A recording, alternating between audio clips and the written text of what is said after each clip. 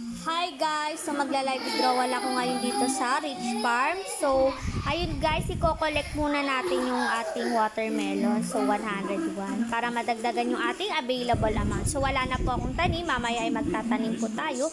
And magwi-withdraw na po ako ngayon ng 1,000 pesos. No? So ayun guys, click mo lang yung amount, then mapupunta ka na sa withdrawal record. Then 1,000 yung ating withdraw. Ayan, wait na lang po natin na mag-success. So ayun guys, in progress na po siya. So, wait na lang natin na mag-success and pumasok siya sa ating GCash account, no? So, yan na nga guys, no? Meron na po tayong 9.59 na lang. Then, meron akong invite na nag-deposit, kaya meron na naman tayong free fertilizer. So, the more you invite, marami pa po tayong fertilizer, no? So, wait na lang po natin na mag-success. Oh, yan na nga guys. As you can see guys, in just 3 minutes, pumasok na yung ating withdraw na 1,000 and wala po siyang withdrawal fee. So, ayan po, you have received 1,000 of GCash from. Yan po yung proof na paying po to si Rich Farm. Ayan, so success na po siya. So, yun guys, ipapakita ko naman sa inyo sa susunod na video kung paano nga ba mag-harvest, magtanim at saka mag-deposit po, no? Paano nga ba mag-harvest dito? So yun guys, pag nakita nyo na tumubo na yung pananim, isi-click nyo lang po yan para madagdagan yung ating available amount. Pag may coins na po siya, no? So as you can see, dumagdag po yung ating available amount ng 100 pesos.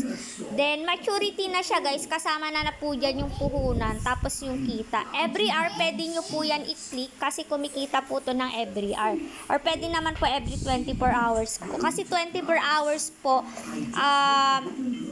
nagmamature yung ano. Tapos nagtanim din ako ng mango which is 400. Ang kita niya in 4 days is 38 pesos lang. So in 4 days magiging 438 po yan, no? So as you can see, so yan guys, tumubo na and bumalik na yung puhunan ko sa mango which is 400.4 po.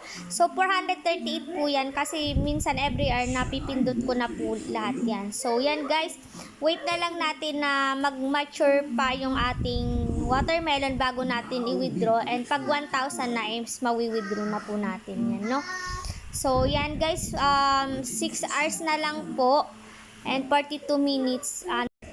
So nga pala ba guys, VIP 5 na ako, no? So 6,000 over 6,000 na yung buong nag-deposit na aking invites. Kaya VIP 5 na ako, and pwede na din po ako magtanim ng lemon which is ang profit niya is 184. Kaso nga lang guys, medyo malaki yung puhunan which is 1,600 po yung puhunan niyan, no? So, tignan natin kung magtatanim tayo niyan, no? So, wait na lang po natin na mag-mature yung watermelon ko, no? Para maging 1,000, and ay, nakita nyo naman po dun sa first video is nakapag-withdraw po ako ng 1,000 pesos, no? Ayan. So, malapit ko na rin palang ma-unlock yung pang-anim na land ko which is 33 over 50 na po siya. So, ayan na nga guys, no, wala na po akong tanim, and para makapagtanim po tayo is magdi-deposit naman po ako, no? Since nakapag-harvest na po tayo and umano na po yung ano, i-click mo lang po yung deposit, then 500 po yung pipiliin natin. So, through GCash tayo magdi-deposit, no?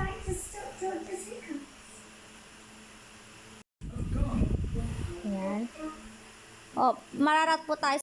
So, ayan na nga guys, nakapag-send na ako ng 500 pesos and back to merchant na po tayo, no? So, wait na lang po natin na dumating yung ating dineposit, no? Wala pa po siya. Wait lang po natin saglit, then darating din po yan, no? So, ayan na nga guys, pumasok na yung aking dineposit na 500. So, may 509 na po tayo. And ituturo ko na po sa inyo kung paano nga ba magtanim. So, pag may nakalagay po na planting dyan, i-click mo lang po yung planting. Then, watermelon po yung ating itatanim. Click mo lang po na ganyan. Then, may tatanim mo na po yan. So, isa-isa po tayo magtatanim yan. Ayan. Ayan. So, Tataniman lang po natin yung 5 land na yan. So, 500 pesos po lahat yung 5 plot na yan or land, no?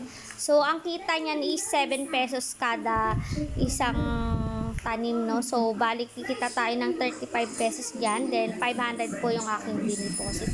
Then, as you can see guys, may 24 hours po yan. So, 1 day yan. Gagamitan natin to ng fertilizer, no? Para mabawasan ng 3 hours. Kada 3 hours yung ating yung ating itinanim na watermelon. So, kada ano mo po dyan,